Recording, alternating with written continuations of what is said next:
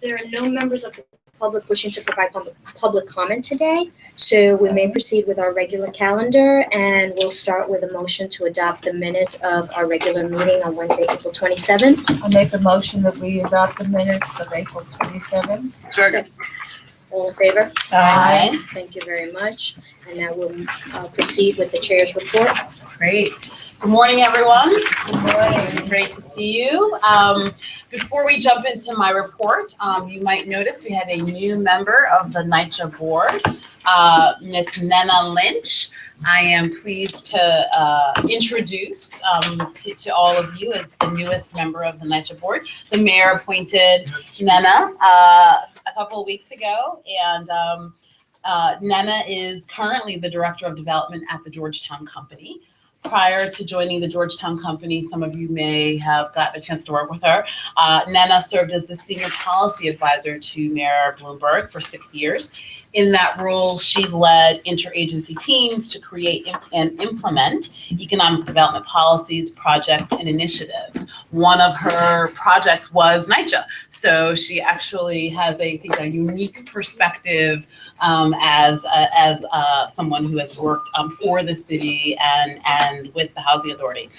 Before serving in government, Nycha was a partner in Urban Green Builders, a real estate development firm with a focus on transportation-based, mixed-use, affordable, and workforce housing projects in distressed neighborhoods throughout the New York City metro area.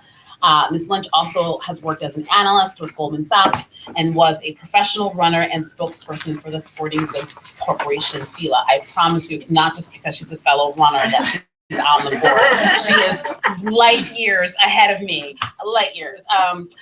Ms. Lynch is also a trustee of Villanova University, a board member of the Association of American Road Scholars and the New York Road Runners Club, as well as a member of the Robin Hood Foundation's Housing Advisory Board. Ms. Lynch, born and raised New Yorker, graduated from Hunter College High School and went on to receive her BA from sociology from Villanova's College of Liberal Arts and Sciences, and then earned her master's in social anthropology at Oxford as a Rhodes Scholar. She is a neighbor, lives in Harlem with her husband and 2 children. Please join me in welcoming Nycha to the podium. We need more qualified people. Yeah, you know, I'm telling you, the bar is just, we're very excited to have, I am very excited to have Nycha as part of our team. And as another voice in the work that we are doing to conserve public housing in New York City. So with that, I will jump into my report. So a lot has happened. You know, in some families you celebrate birthday. We're going to celebrate birth month, which is the 1-year anniversary of Next Generation Nycha. A lot has happened in the past 12 months. We start all of this from a place of how do we improve the quality of life for the more than 400,000 residents in our public housing program, or 200,000 in our Section 8 program. A ton of work happening across the city, more than $1 billion on the street in terms of construction, whether it's with the mayor's money and starting our roof replacement campaign, beginning permanent construction at more than 21 of our developments, our Sandy impacted developments, and our continued modernization efforts around the city. More than 45,000 residents are affected by this very active construction, and it is a testament, I think, to the commitment of this administration, as well as the men and women who work for the Housing Authority to continue to improve and protect our buildings. Nycha, New York is a digital city, and Nycha should be too. So there's been a lot of work around how do we really improve our customer service approach, and using technology to do that, whether it's through the now 3 digital vans that I think we have circulating around our developments, the launch of the My Nycha app, and the continued rollout of OpMom, our sort of decentralized effort to push accountability and responsibility down to the property level. Some really good results in terms of what that means for residents. Last year, folks were waiting 21 days on average for basic maintenance, and now that's down to about 6 days. And we expect other parts of our work to also improve as that team is increasingly supported and trained to really put the customer first. We have been, in addition to the tons of sort of building construction, there is a lot of work happening around helping to make our community safer, which is through the Mayor's Action Neighborhood Plan, with the installation of new and permanent LED lighting throughout our portfolio, particularly at the 15 MAP sites.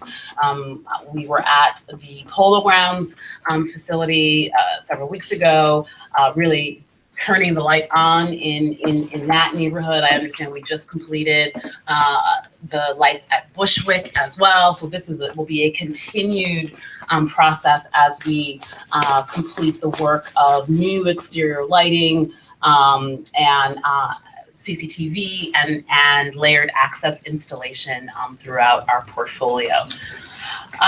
We are at first and foremost, we are a landlord. Our job is to ensure safe and decent housing. We are making, I think, real strides towards that. But the second part of our mission is also facilitating the access to services for our residents. And the folks who work on this, we all work on this, but the staff who've been working on this over the past year have done some really tremendous work. We've placed over 3,000 Nycha residents in permanent jobs throughout the city. And in addition to our Robin Hood supported resident training academy, we've graduated over 350 residents.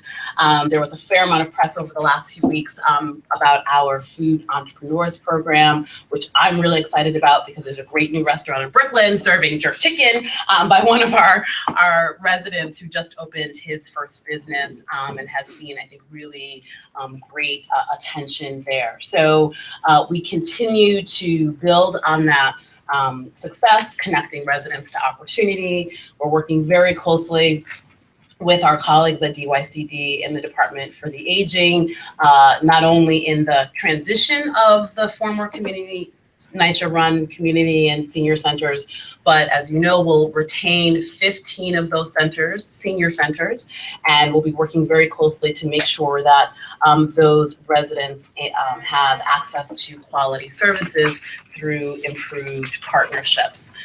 Again, I think another example of the work of our staff in our REASE program, connecting folks to all sorts of financial planning and consumer education opportunities is another example of the continued commitment to this part of our work.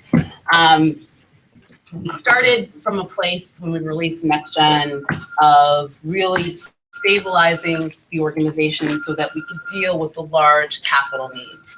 And I think it's really important, and I shared this at our city council hearing last week, to note that we were projecting a deficit earlier this year based on the best information that we had at the end of calendar year 2015.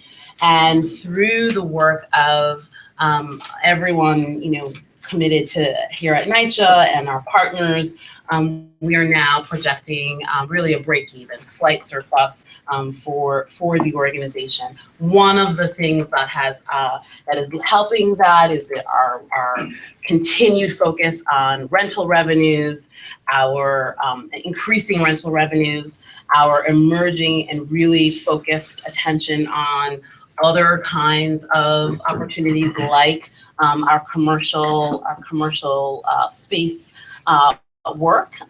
This is Dr. Kim, who is a new tenant at the Williamsburg houses.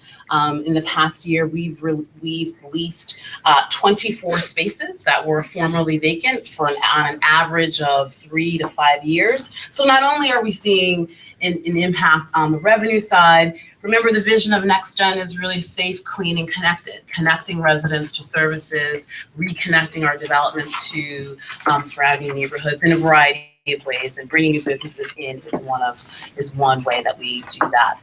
Again, a ton of work happening in one of our strategies around our new construction and preservation programs, both being a central part of the mayor's affordable housing plan, as well as our own revenue needs.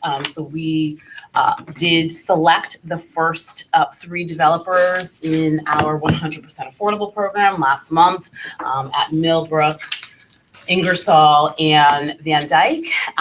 We released the RFP for our first rental assistance demonstration program out in Queens, and we will imminently be announcing the winners for our first 50/50 sites. So a ton of work in this space as well.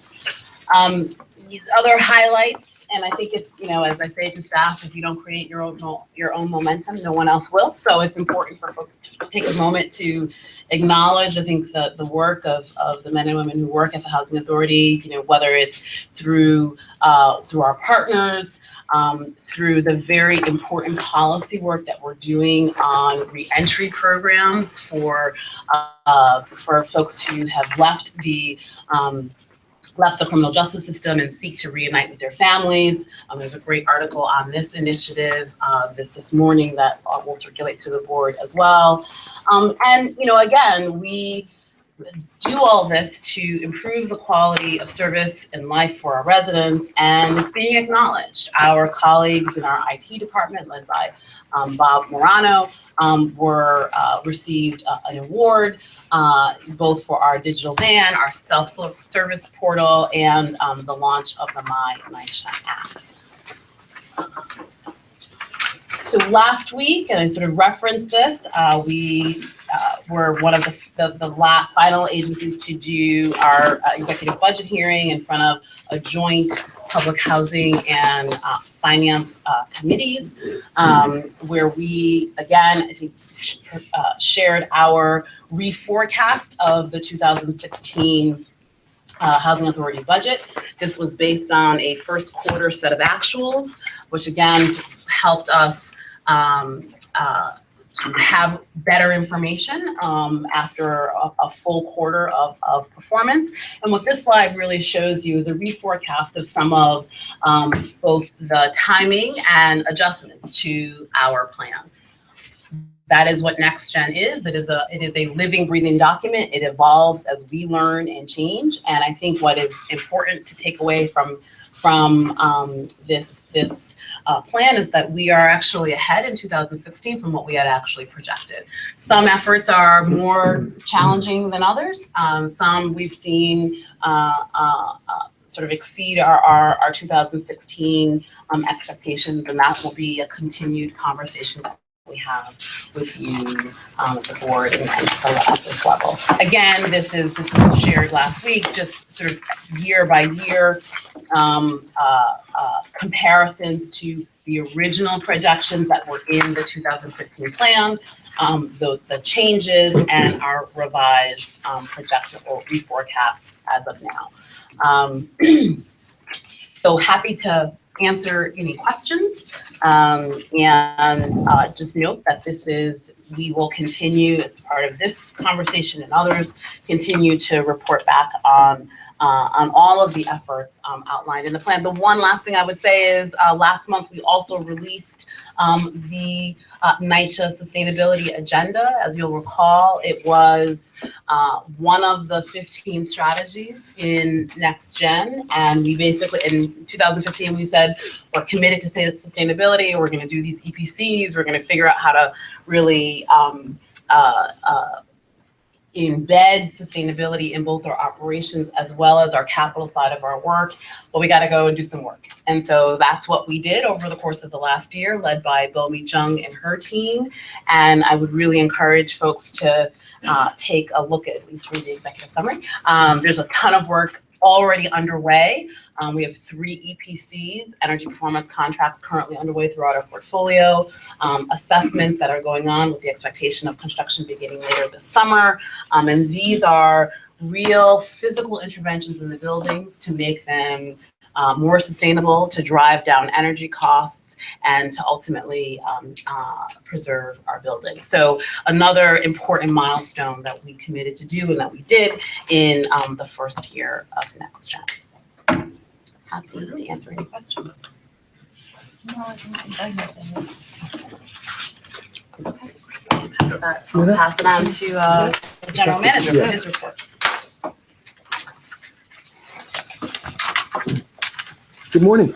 Good morning. I want to share with you the key operational performance indicators for the month of April 2016 for the public housing operations, broken out into some major categories of our financial performance, specifically rent, work order performance, vacancy, and customer satisfaction.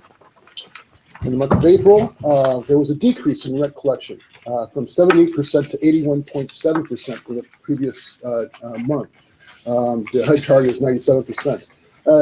Looking at a 3-year historical indicator on this, April has been a month that there has been a dip, sort of historically, in the public housing rent collection business.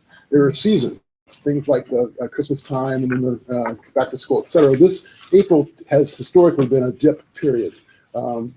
However, because of that, I wanted to share with the board that cumulatively, meaning that over the last 12 months, when you look at what was billed versus what was collected without consideration for any arrears, that we were at 92% collection rate, which again historically is higher than it had been in the previous 12-month period. The 2 boxes indicate on the left is the rent collection performance. That's recognizing all the monies that we collect over the monies that are billed, including arrears.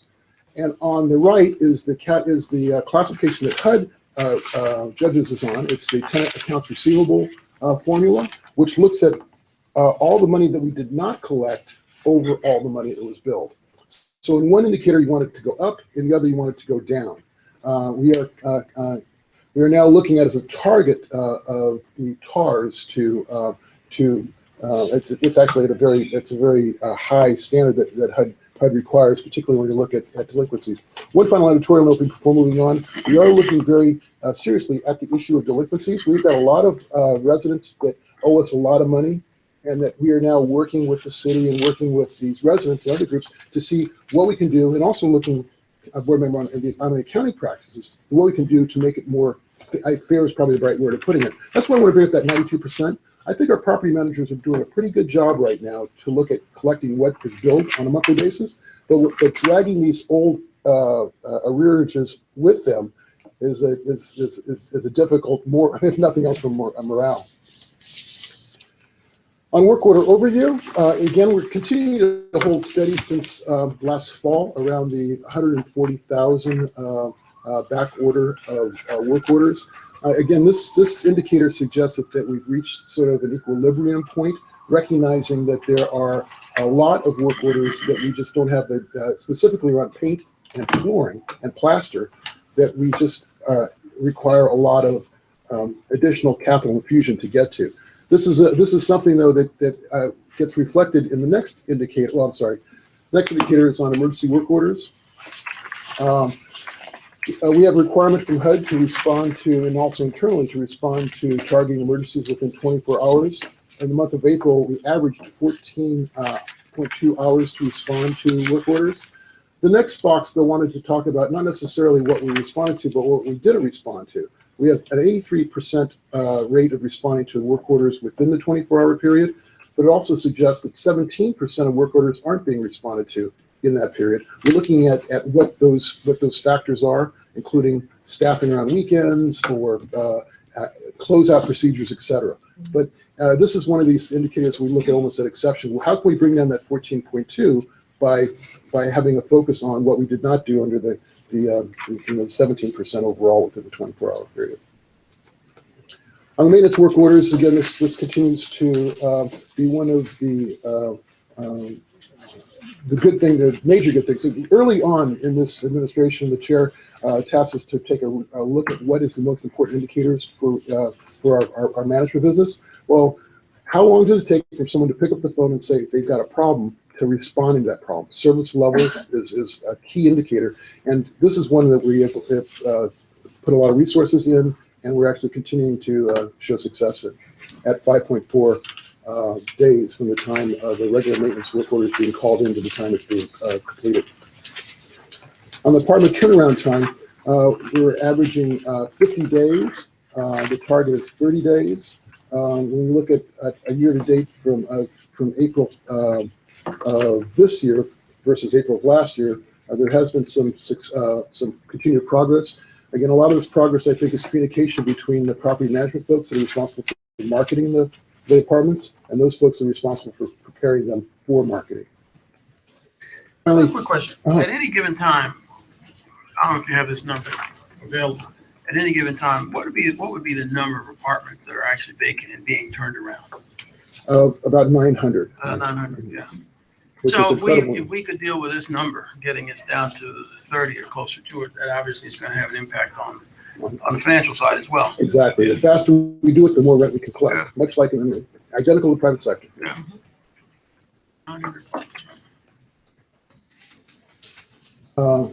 On the customer satisfaction, we had 2,861 residents responded to our calls asking about how they thought about our performance. 2,296 felt that it was satisfactory performance, representing about an 80% satisfaction rate. But again, we're not looking at that. We're looking at the 20% of what does it take to continue to move this benchmarking number of 80% to continued higher customer satisfaction. Again, this particular kind of customer satisfaction indicator goes hand in glove with our quality assurance effort. We're actually going in behind our maintenance workers to ask residents to actually, first of all, look at the product to see was the work done completed as initially, the standards which we require, and how the residents feel about that. Both are tracking. This is about 80%. Historically, we're tracking about 90% on the quality assurance. But again, the focus is not on the success, but on how can we deal with the remainder. And that board completes the report of the general manager. Thank you. Any questions? Great, thank you.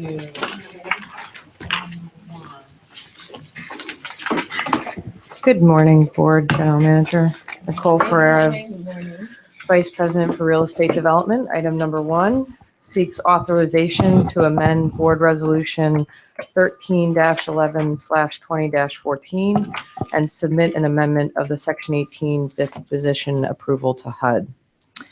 This Board Resolution 13-11/20-14 authorized the authority to execute Phase 1 and Phase 2 of the Randolph Houses project with Trinity West Harlem Phase 1 Housing Development Fund Corporation as tenant. Authorization is requested today to amend the resolution to reflect the following changes.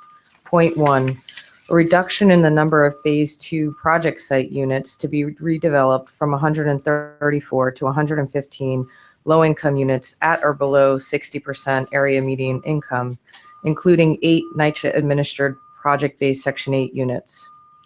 The original plans included units below street level. However, the New York City Department of Buildings determined that such units would not be approved, resulting in a net loss of 19 units. The basement is now anticipated to be used for community space. Point 2, a modification in the payment, timing, and structure of the financing of the Phase 2 project site from a conveyance after 20 years of lease payments to a conveyance at closing with larger upfront payments to NYCHA. The original structure was anticipated years ago to be a $2 million upfront payment at closing, and then payments of $100,000 unsecuritized a year for a 20-year period to be paid before debt service.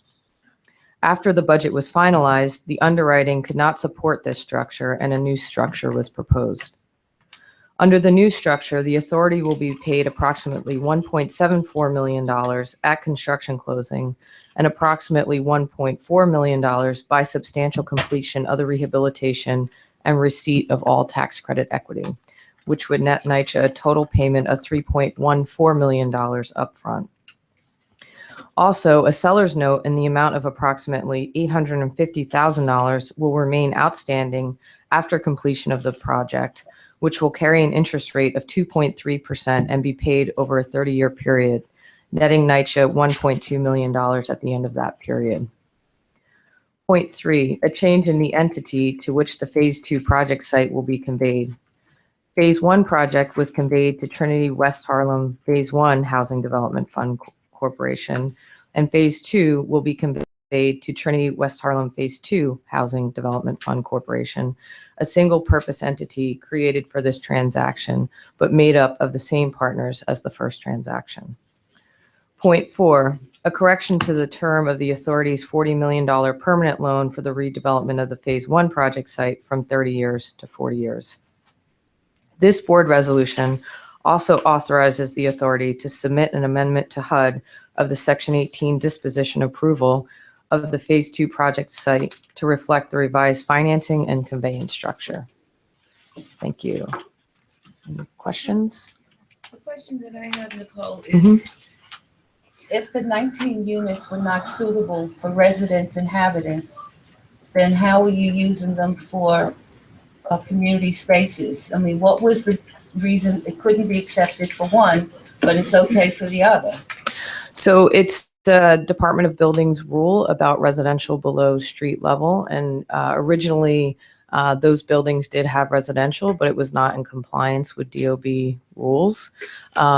But they do allow community space to be below street level. So they allowed us to change that use from residential to community. It's a deal. Like windows, ventilation, Yes. air, lights. How many bedrooms have a window? There's rules that DOB has in place about what can be below street level and what's in compliance. And those 19 units were not in compliance.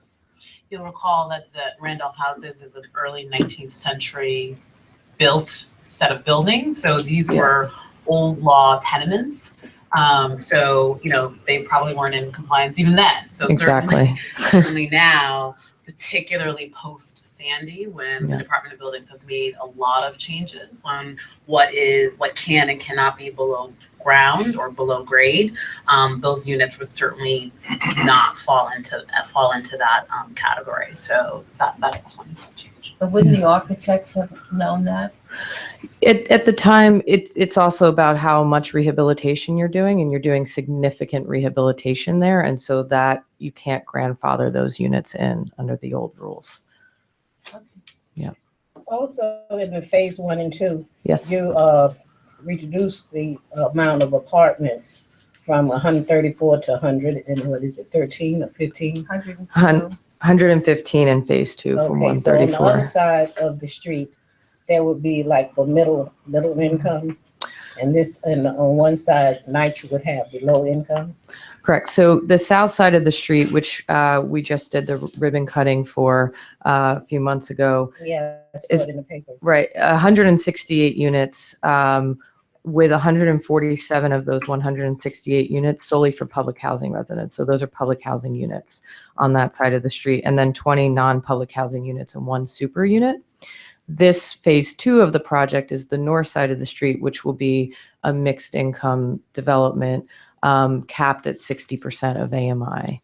And we are providing 8 project-based vouchers for very low income households.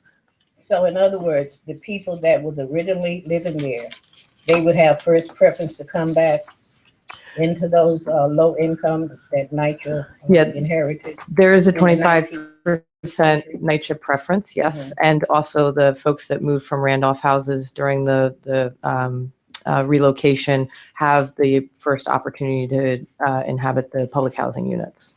And then it goes to the public housing wait list. But we are leasing up to former Randolph residents first. Okay. Thank you. Thank you.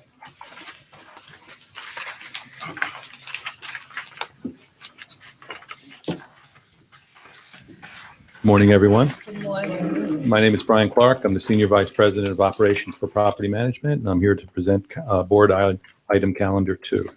Authorization is requested to award this requirement contract to the lowest responsive and responsible bidder, Visual Millwork and Fixture Manufacturing Incorporated.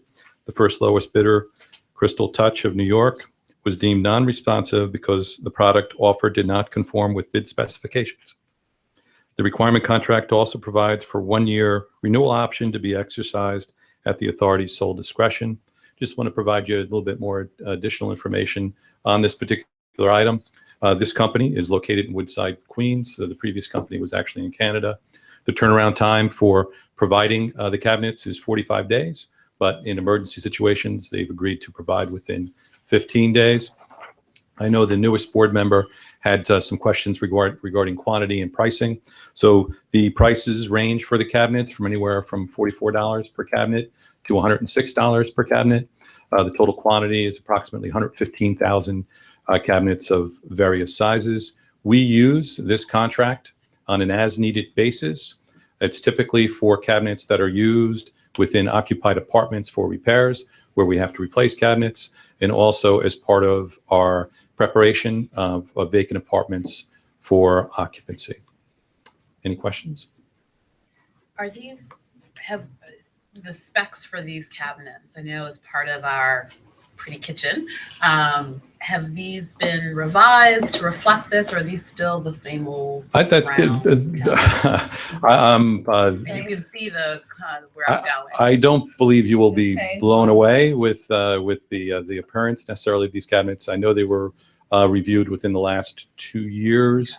I don't know if it was reviewed as part of the pretty kitchen piece, but we can go back and get you that answer. Yeah, they should be. Okay. Right, that was part of why we wanted to look at all of the design specs for things like this. Okay. No more black toilet seats, no more old nasty cabinets. Okay. Okay. Well, these won't be old and nasty. All right, well. It'll be new. They'll be new. They'll be new and simple.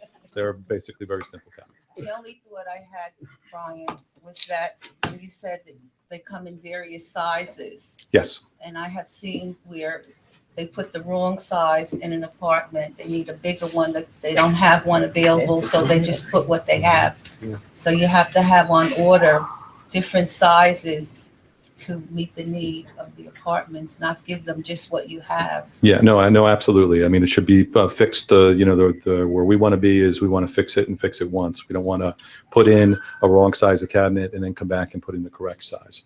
But this does have various quantities for those that we typically use within our apartments.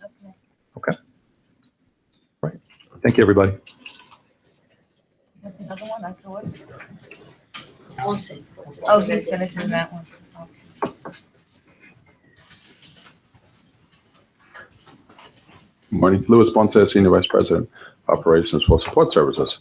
I'll be presenting item number 3. Item number 3 is a requirement contract for removal of asbestos vinyl floor tile and move-out apartments in various developments in the borough of the Bronx. Where we use this contract for is as apartments, as the floor tile needs to be replaced, we will typically tile over the old tile. When we get 3 layers, that's when we start to rip it up, because then we have to cut the doors. There might be a problem with the transition coming in from outside. So this contract, if there is the need to replace, to put another 4th layer of tile, we will come and test it with asbestos investigators. If we see that there is an asbestos floor tile layer, we will call this contract to come in, remove all of the tiles, all the layers of tiles, and repair the floor for the new final tile that's going to go on top of it. The scope of the work includes asbestos abatement of existing vinyl asbestos floor tile, move-out apartments, including the wet scraping of mastic. Mastic is the glue that holds the tile to the floor, and any other floor covering such as carpets, ceramic tiles, linoleum, wood flooring, and baseboard that's in the abatement area. The contract will be with AMC United Incorporated. The abatement contractor also has a line item to replace new vinyl tiles in apartments. However, we have additional contracts that are actually more advantageous monetarily to use, so we typically don't use them to replace the tile. This is to replace to put new tile on the floor. This is a 2-year requirement contract with a 1-year renewal option to be exercised at the authority's sole discretion. The amount of the contract is $4,510,333.50. AMC United Incorporated has agreed to hire 5 Section 3 hires for this contract. AMC has successfully completed about $2.5 million worth of work for the authority in the past 5 years. They've done this successfully. We have good experience with them. And I think there was a question about how many apartments would be affected. So how many apartments we could use this contract for. The typical size of our apartments is about 650 square feet. And this contract will be able to do 588 apartments. Respectfully request the approval of this item. Any questions? Yeah, for the Section 3 hires, if you're hiring residents, are they going to be doing asbestos abatement? The breakdown is what would they be doing offering- exactly that they're not exposed? They're offering to hire 3 Section 3 hires in the asbestos abatement title and 2 security guards. They will give them training and safety and all of the gear they have to wear? Yes, so part of this job is exactly. So you have to follow rules of DEP, EPA, and Department of Labor from New York State. So yes, it has to have all the licenses. When they file the job, we have to sign off as the landlord. So we make sure that all of the paperwork is in place, and DEP will ensure that all the rules are followed, the waste is properly disposed of, so on and so forth, and the apartment is cleared for reoccupancy before they leave. Does the same company do the abatement and the tile laying, or there's 2 separate things? So this contract does have a line item to put the tile in. It's about $2.71 a square foot. When we have a contractor that just does floor tiles, they typically give us about $1.25, $1.50 a square foot. So it's cheaper to use those contractors. So this is really an asbestos abatement contractor. So really that's not their forte to put down floor tiles. So that's why we typically use a different contractor. And if I understood you correctly, you're not certain that all these tiles have asbestos. First, you need to test. And so this is sort of we may spend up to this amount. Right. These are requirement contractors as needed. Traditionally, the first layer of tile in our developments are what they call the 9 by 9. They're smaller tiles. A lot of times they have asbestos content. I just like to point on, as a TA president, I found in my development, and I'm quite sure that all of the other ones that was built 60 plus years ago, that there is asbestos in all of your tiles. What I was explaining, because I was very concerned at one time, they say that if it's not disturbed, like if it's not powdered or, broken up into pieces, there's a concern. But also, I think in the future that the authorities should also consider the windows, because you have asbestos also in those things also. So when you're doing the tiles in the near future, you should also reconsider the windows, because they have asbestos, because these are old buildings. So, giving up a point, the asbestos, in order to harm you, you have to breathe it in. It affects your lungs. Right. So unless it's really pulverized into a fashion that you could, breathe it. So the floor tiles, when we tile over, it's kind of encapsulated until we get to the point where we have to rip it up, and that's where we follow the rules. What we have found in some of the windows is the caulking, and the caulking is typically on the outside of the windows. So when we do replace those, when we impact that surface, we have to either encapsulate it and not touch it, or we have to remove it. So we typically include that in the capital projects. When they do replace the windows, that they will address the asbestos caulking at that time. Oh, you are going to start doing That's that we test that every job that capital gives us. Yeah, that we test for any asbestos impact and also light impact on those. Okay. Anything else? Thanks for your time. Thank you.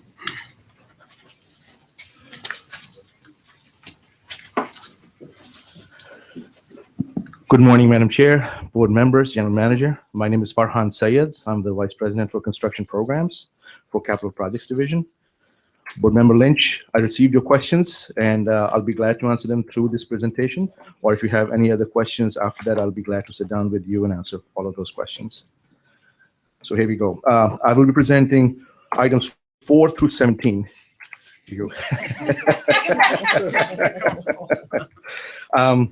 Item number 4 is a request to the board to award Whitman House's exterior restoration contract to the lowest responsible bidder, APS Contractors, Inc., in the amount of $29,393,616. The Whitman Houses consists of 15 buildings with 1,659 apartments. This contract provides for exterior restoration and related work to correct the local law 11 violations for all the buildings that have these conditions.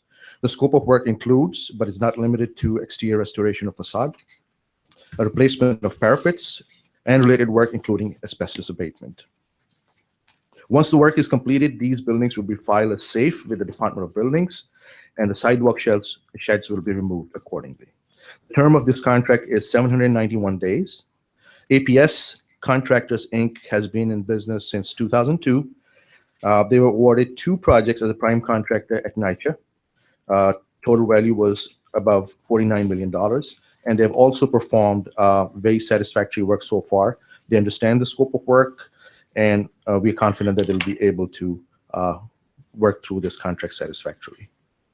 There are 8 Section 3 hires projected for this work. Thank you. Item number 5 is a request to award Harborview Terrace Clinton Senior Center renovation to UTB United Technology, Inc., who is the lowest responsible bidder, in the amount of $1,987,450. Harborview Terrace consists of 2 buildings with 377 apartments. This project is for the renovation of Clinton Senior Center, which is located at 530 West 55th Street, Building C, and it's an annex to that building.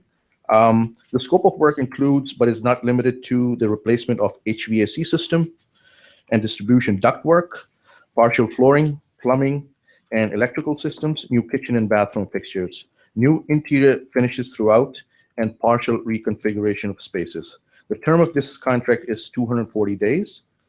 UTB is a minority-owned business and has been in operation since 1999, and they have previously performed 4 projects at Nycha as a prime contractor in the amount of over $4.9 million, and 2 projects as a subcontractor for the construction managers in the amount of $6.1 million. There is 1 Section 3 hire projected for this project.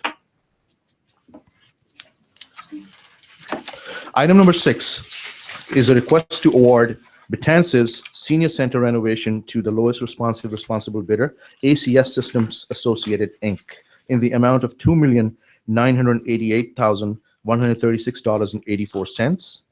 Betances 1 consists of 13 buildings with 309 apartments. And this senior center is located in building number 8 at 401 St. Anne's Avenue in the Bronx. The scope of work includes replacement of the rooftop HVAC system and distribution ductwork, partial flooring, plumbing and electrical systems, new kitchen and bathroom fixtures, new interior finishes throughout, and partial reconfiguration of spaces. The term of this contract is 540 days. ACS Systems Associate, Inc. is also a minority-owned business and has been in operation since 1988. This is their 3rd prime contract at Nycha. They have been awarded similar renovation project at Queensbridge North Community Center, valued at $777,000, and they are projecting 2 Section 3 hires.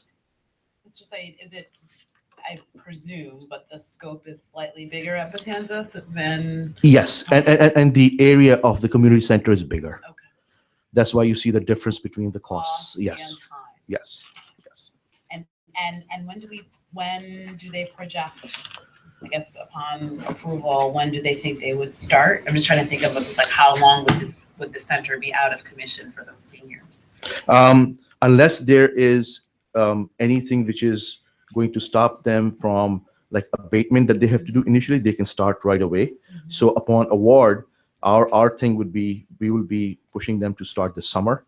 And they would be, if they start this summer, they'll be done by the end of next year. So 2 summer seasons. Yes. Items 7 through 9 are a request to award 3 HVAC job contracts for various developments citywide to AWL Industries, Inc. Capital Projects Division, in order to have a comprehensive repair plan to address the ongoing development construction needs, has been bidding these job order contracts since winter of this year. And we have bid out a number of them. This is a series of those job order contracts.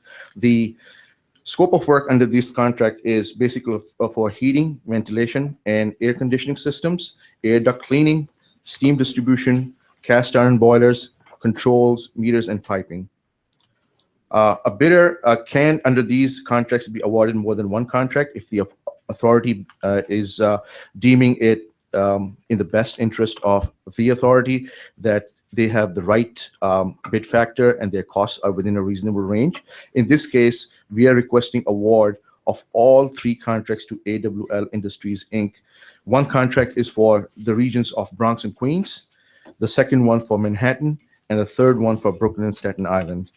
The term of this contract is 2 years. AWL has been in operation since 1979. In December 2015, they were awarded 3 job contracts for the Sandy Recovery Program, totaling a value of $15.3 million.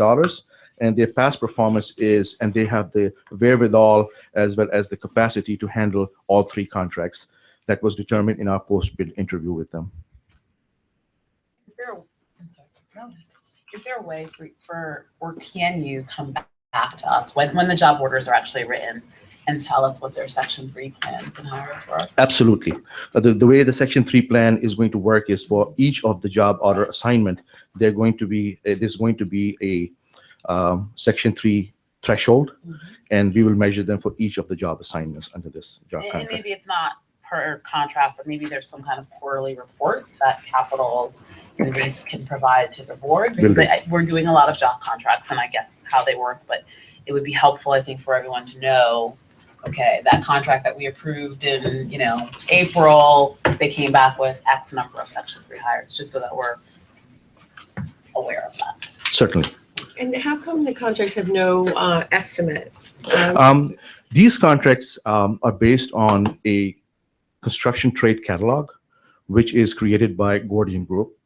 And basically what it is it's a menu with line item costs for about 2,600 items that will be done, that can be done under this contract.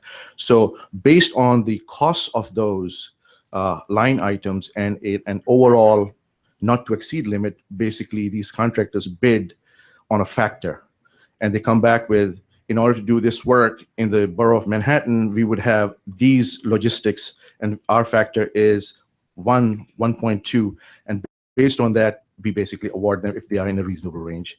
So a factor of, in this case, 1 would mean that all of the $15 million worth of work will be done, can be conceivably done under that. If they bid on a factor higher than 1, then their capacity to do that work diminishes by that amount of money, if I made myself clear. If their factor is higher, they'll be doing less work, basically. But all these amounts are not to exceed amounts. They are not the contract, basically, amounts. We cannot exceed those amounts. So they are capacity contracts. And can you explain the role of the Gordian Group? Yes. Gordian Group basically have created construction trade catalogs for all disciplines, and they do work for in this industry for many city agencies, including Nycha. Their role is basically they create these construction trade catalogs based on which the contractors bid these jobs. And when an assignment is given to the contractor, basically is based on those costs in the construction trade catalogs. Gordian Group have a system which they call eGordian, which is basically a system on which all of these assignments are monitored electronically. It's an estimating tool as well as a monitoring tool. All the contractors who bid on this job are trained in eGordian so that they can put their estimates in. When the estimates are in, Gordian Group helps us to determine that they are within a reasonable cost or range. And as such, the assignments are given to the contractors, making sure that none of those items are missed out while they're doing work. Right? Okay. Items number 10 through 12 are basically a request to award 1 and reject 2 job contracts for electrical work at various developments. The scope of work under these contracts is basically for exterior lighting, conductors, cables, and controls. The low bidder in this case is MECO Electric Company, and we are requesting award to MECO on the Brooklyn and Staten Island contract and requesting a rejection of bids for the Bronx and Queens and Manhattan contracts. MECO has acknowledged the Section 3 requirements for this work. And again, as the chair said, we are going to monitor it for each of the assignments.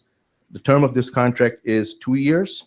MECO is a minority-owned business that has been in operation since 1988. They performed 3 projects at Nycha as a prime contractor, valued over $3.3 million, and as a subcontractor, 6 projects that are valued over $3.1 million. Their VNC has been requested and is still pending, and we are requesting award of 1 contract to MECO and then rejection and rebidding of the other 2 contracts because the factors on those 2 contracts were very high. So question, so the factor I think was 1.6215. Right. Was cited. So what factor is considered reasonable? Within 15% of our range is a reasonable range. What we do is, as a part of creating this construction trade catalog, all of the overheads and profits are included in those line items. So basically, there's a 21% overhead and profit factor that's included in our cost. So we go with the base of 1.21 and see how much higher than that it comes out. So if it's within 15% of that range, we consider it to be basically a reasonable range and award the contract to the contractor. Those 2 ranges are way high above that acceptable range, and that's why we are recommending. The reason is there were very few bidders on this, and we have been doing a great outreach. We thought that we had a pre-bid meeting with electrical contractors that were called in, and we sat with them, discussed. Because of the industry right now and the nature of these job contracts, some contractors, because they're not sure how much work they're going to get, these are capacity contracts. So some of them actually gave us that feedback, and we are working with them to educate them that, if they bid with us, there is a lot of work that is coming under these contracts that they'll be doing. They're assured quite a bit of work. More than the contract? No, not more than the contracts, but within the limits of the not to exceed, there are going to be quite a few assignments because this is going to actually be exterior lighting, any other emergencies, any other conditions that pop up on a day-to-day basis. These contracts will be in place, and we can mobilize the contractor very quickly to do those assignments. So said another way, because there's so much work in the world, their bids may be coming in higher because they don't necessarily have visibility into all of the work that may come with this contract. So they're adding on top of what we've deemed a reasonable cost. Precisely. And then per your conversations, you're helping them understand how this works. Precisely. Because some of the contractors are very new to the concept of job order contracts. They have done standalone contracts. They are good contractors, but they have not done this kind of work before. Okay. Item number 13 is a request to reject all bids at Sotomayor houses for comprehensive rehabilitation. This project has 3 construction phases. Each phase consists of several buildings. The scope of work under this contract includes brick facade repair, waterproofing, roof replacement, new window installation, bathroom rehabilitation, interior repairs, replacement of gas risers as needed, and asbestos abatement. On March 2nd, CPD issued the first phase of contract and conducted following a pre-bid conference held at Sotomayor houses. There were 19 attendees who attended this pre-bid conference. When the bids came in, there were only 3 bidders: Arc Electrical and Mechanical Contractor, who was the lowest bidder at $77 million, which is 27% higher than Nycha's cost estimate of $61,140,000. A post-bid meeting was held to determine the cause of the variance, and it was concluded that the cost of several items were not estimated properly. They were underestimated. Also, there was a higher factor in response because there was bathroom and kitchen work associated with this, which is basically interior apartment rehab that has a degree of difficulty on which the contractors actually bid higher costs in their unit prices. So what we are going to do is subject to this rejection, we are going to go back and split them into smaller contracts, make the contracts more simpler, and rebid them to have a better pool of contractors from which we hope to get lower bids and better competition. So I was confused because the estimate or the bid was 27% higher than the estimate. Right. Yet the bid was underestimated costs. So it was higher, and costs were underestimated. Yeah, there were certain items, not the entire. There were certain items when you laid them with the contractors' bids, their prices. There were certain items that were actually underestimated, not the entire cost items. So when you compare it, there were certain items that came well within the range. But then when you looked at logistics and you went into the kitchen and bathroom rehab, those prices were basically elevated for the bidders. And we are taking that scope of work out from this and making it bricks, roofs, windows, and adding that contract, that scope of work for bathrooms and kitchen into a different phase so that like contractors can bid those jobs who have done those work. These were basically contractors who do mostly brickwork and roofing work. And when they bid these jobs, the strategy is they bring in subcontractors to do kitchen and bathroom work. And that's why the costs were elevated. Thank you. Item number 14 is a request to approve a change order for Coney Island 1, Site 1B for temporary boilers for Gordian Construction Corporation in the amount of $480,816 for the Sandy Recovery Program. This contract provides for replacement of temporary oil boilers to temporary natural gas boilers at Coney Island Site 1B. This contract is scheduled to expire on June 18, 2017. As a part of this contract, the lease agreement for the temporary boilers is 2 years. However, the permanent replacement of the boiler is anticipated to be online for the next 24 months or so because of the construction schedule. And I will follow it up with item number 16, which is coming up, which is associated with this item. Okay. To that end, the second change order to Gordian contract is going to help continue the leasing of the temporary boilers for an additional 24-month period from June 18 of this year to June 17 of 2019. This is being funded by FEMA, CDBG, and insurance proceeds.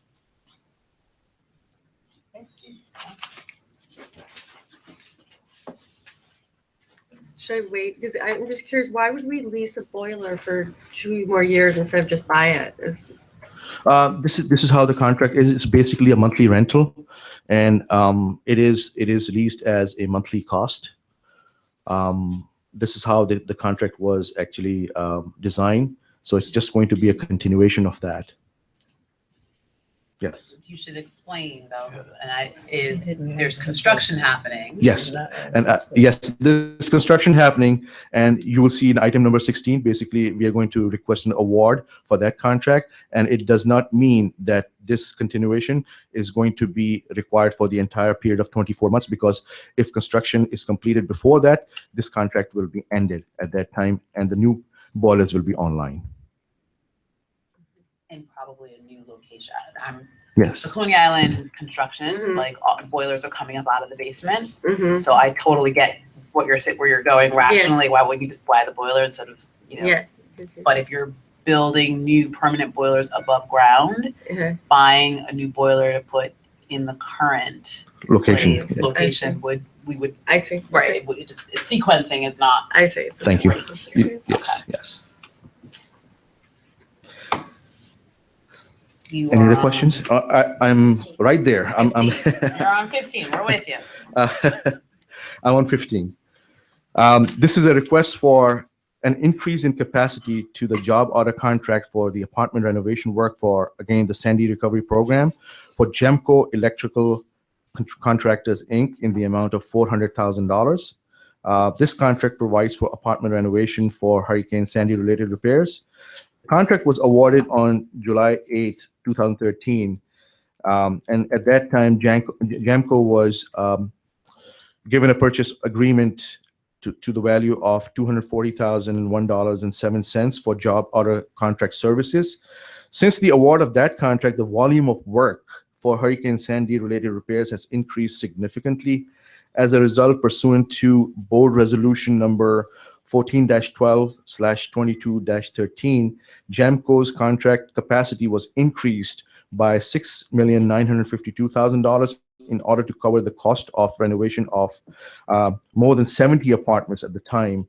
While that work was underway, this same contract was used to provide emergency response and repairs related to an emergency electrical outage at Jackson houses. And in September of 2015, pursuant to board resolution 15-9/30-22, a second capacity increase in the amount of $5.5 million was also authorized to allow for the capacity to complete ongoing repairs at Red Hook Senior Center and electrical repairs at various developments affected by Sandy.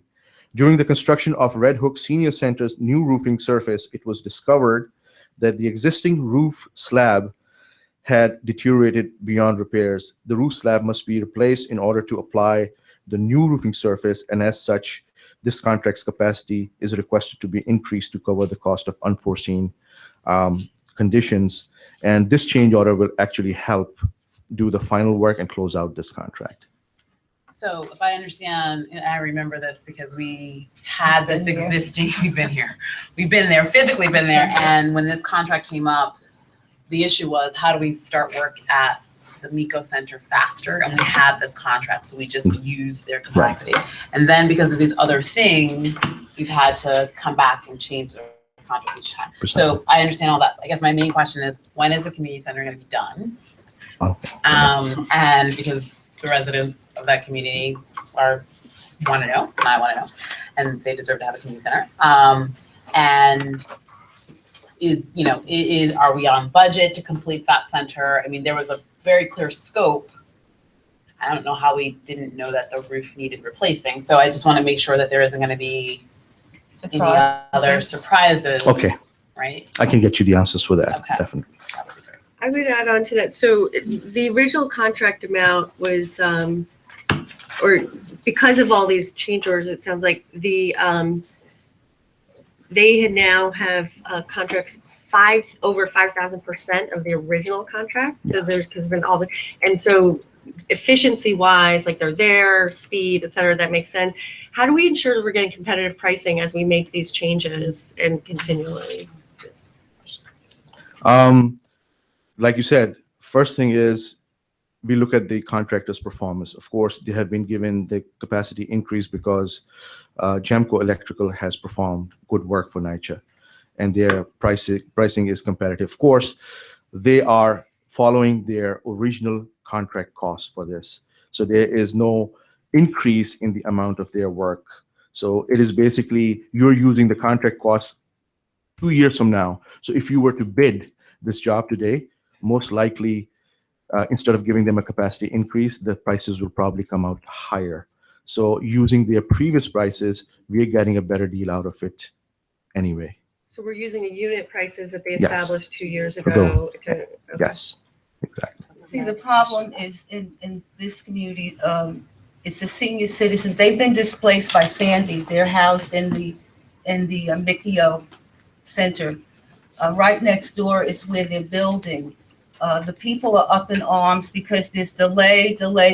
You tell them 1 month, then they find something else wrong.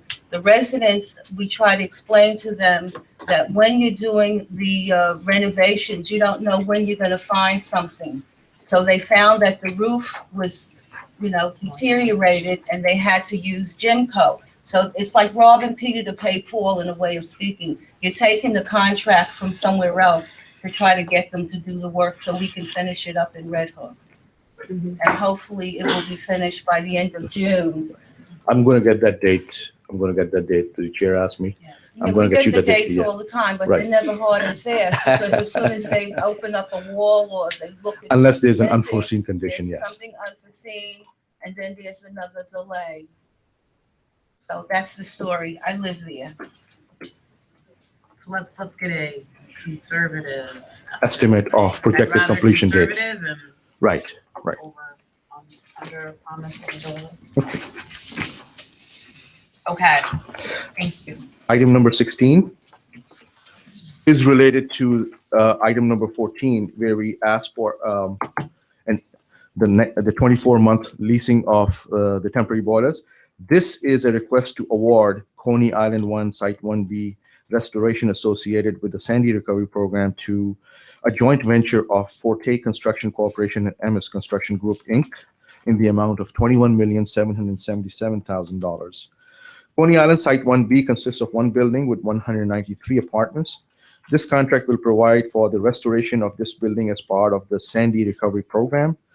The scope includes restoration of affected first floor spaces, new boiler building and electrical annex to house the utility equipment above flood levels, installation of standby generator, dry flood proofing, flood mitigation measures, electrical feeder replacement and site lighting, full roof replacement and site restoration. So this is the contract for the actual construction for Coney Island Site 1B. The term of this contract is 575 days. Forte Construction Corporation formed a joint venture with MS Construction Group, Inc. for this work. This is their first contract with Nycha. Their references of past work were very satisfactory as a joint venture. They have performed similar project for New York City Metropolitan Transit Authority, valued at over $48 million. Both firms have familiarity and extensive working knowledge with government entities. The only thing with their VNC, and I want to highlight that for the board, is that these two firms, Forte and MS, are registered individually in Vendex as companies. However, for the purposes of this contract, they would have to be registered in Vendex as a joint venture, which they are currently doing, and we expect that to be finalized by the end of this week. The contract for this work will not be signed until the joint venture registration is done and their VNC comes back clean. I would imagine if they've done it individually, you would expect Yes. that it would come back clean. Clean. Yeah. Precisely. There are 16 Section 3 projected for hiring for this contract.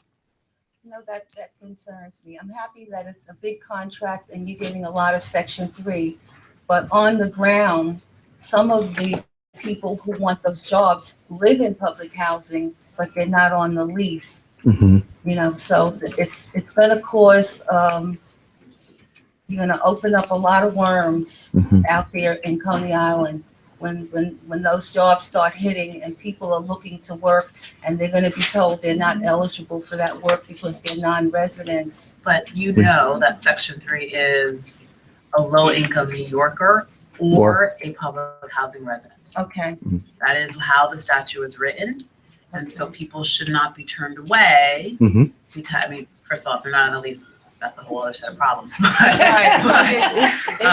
It is. But the statute is one which says low-income New Yorker or public housing resident. Okay. So this bidder was the lowest responsive bidder, it says, but it was Yes. still 13% above the estimate. So in this case, how is that gap, if you will, between the estimate and the actual bid? How is that handled from a budgeting perspective? Is that a separate? I'm looking for somebody from Sandy team to answer that. JJ, would you? This is JJ Suarez from the Sandy team, and I would need his assistance to answer that question. So the question is, this contract is being given to the lowest responsive bidder, but their amount is over 13% more than the estimate.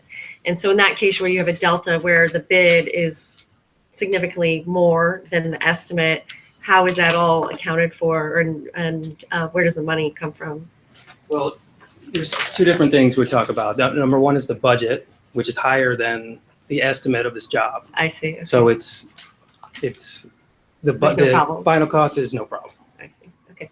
You said two things. What was the second thing? No, those are the two things. Okay. There's two different things, budget and estimate. Okay. Yeah. Right. So we have an Okay. estimate after we have a budget, we do the estimate for this project, Okay. and then the bids come in. Right. Great. Okay. Thank you. Sure.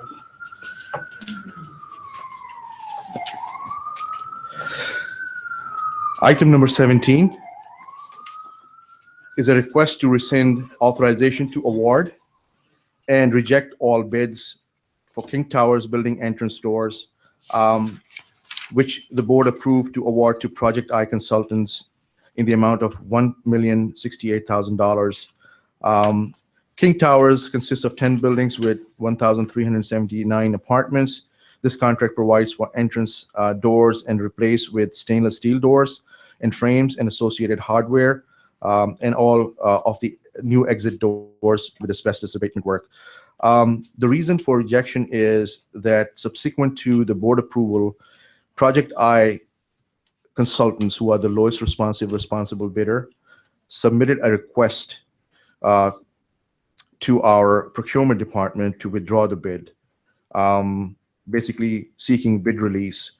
They stated that in their request, they did not factor into the bid the additional material cost for proprietary electronic equipment for access control and intercom system, and the increased bonding costs associated with the intercom equipment. The matter was referred to the law department as well as reviewed internally by CPD, which concluded that the bid documents need more clarity and they did not adequately spec out reliable. The specs were not actually exact in terms of providing reliable bids, and it is going to be in the best interest of the authority to rescind the board's authorization to award and reject all bids. We are going to look at the specifications and ensure that they are crystal clear and go out to rebid this contract very soon. So we're rejecting their award. We're not able, because we awarded them, we can't go to the next. Precisely. Okay. Precisely. So do you know how long it'll be before you'll come up with some more contractors for this year? Our plan is to go. Our plan is to go to rebid this job actually in the month of June. And how do we ensure that this confusion regarding the scope doesn't happen again? It's part of when you make a mistake, you learn your lessons from it. These are proprietary equipment that we use for in order to make all of our CCTV layered access control universal and appropriate throughout our developments.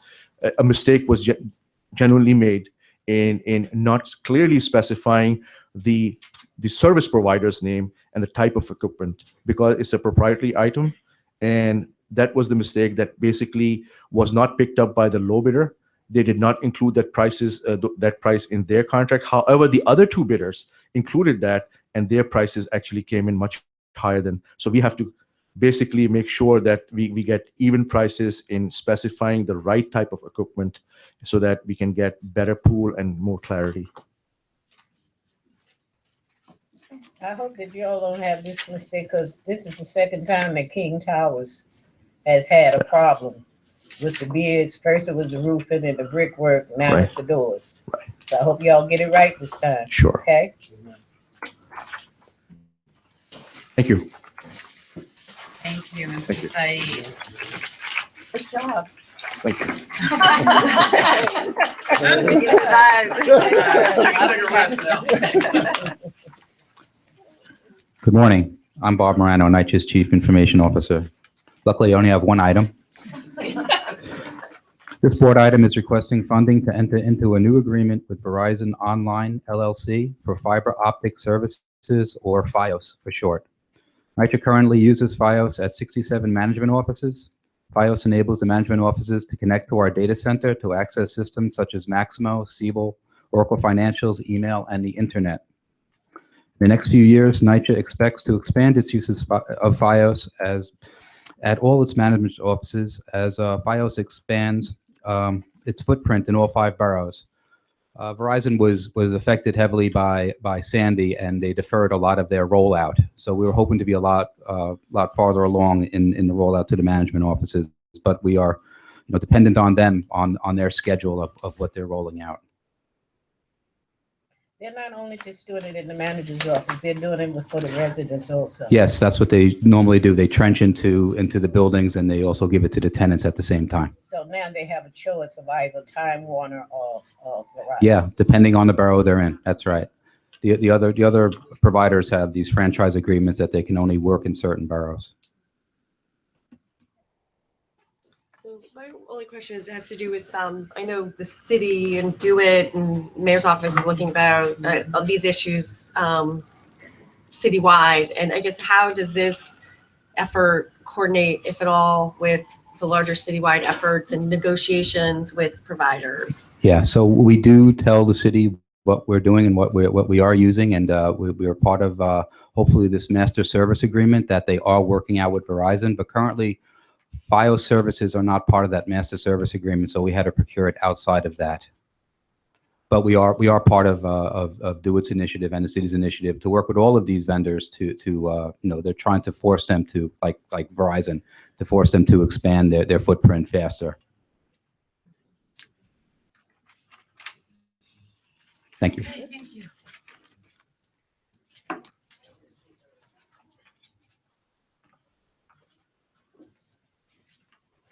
Good morning. Good morning. I'm Karen Caldwell, the Chief Financial Officer of Nycha. I'm here to present Board Resolution number 19. Authorization is requested to approve the issuance of the authority's audited annual financial statements to the fiscal year ended December 31st, 2015, and single audit report for the fiscal year ended December 31st, 2015. In accordance with the standards generally accepted in the United States and the standards applicable to financial audits contained in government auditing standards issued by the Comptroller General of the United States, HUD,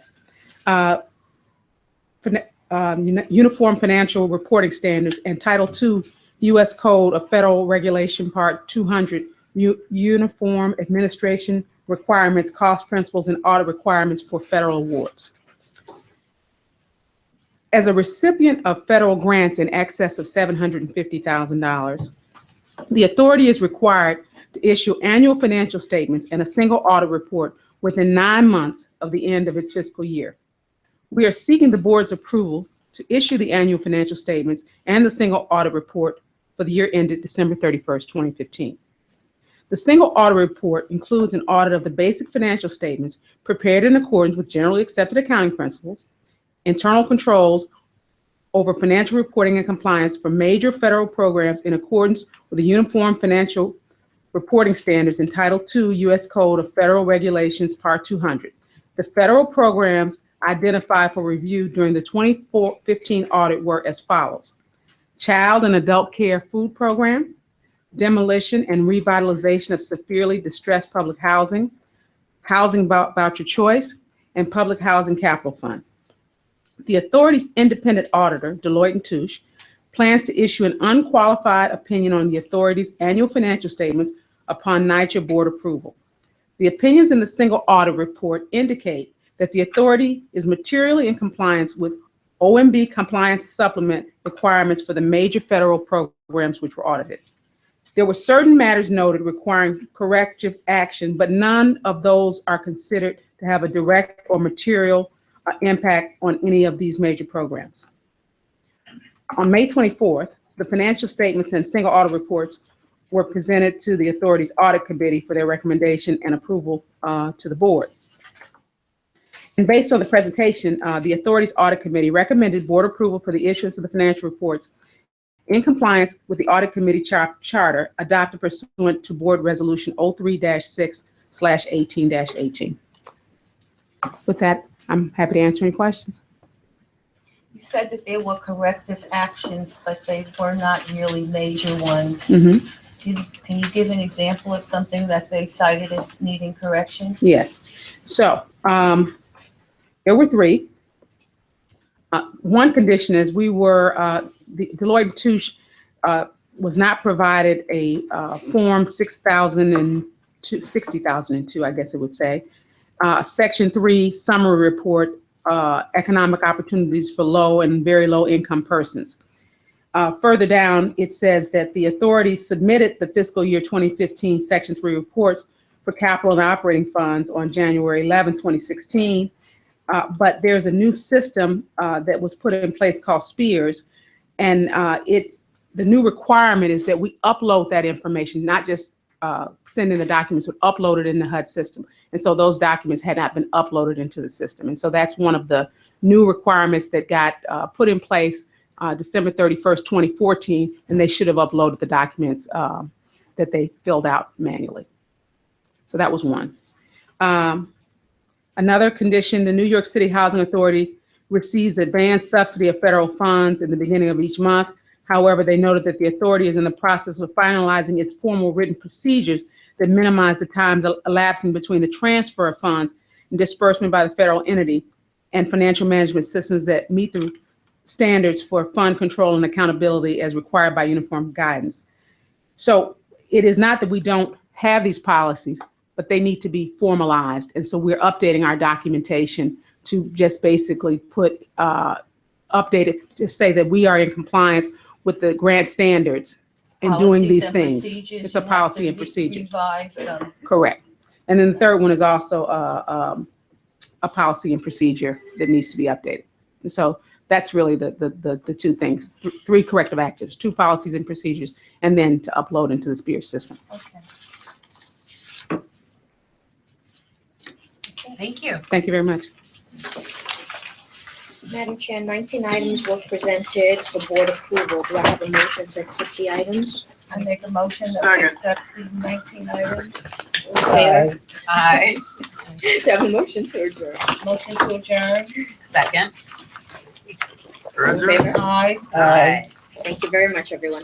Thank you Thank very you. much, ladies and gentlemen. Have a great month. Safe Memorial Day weekend. Thank you.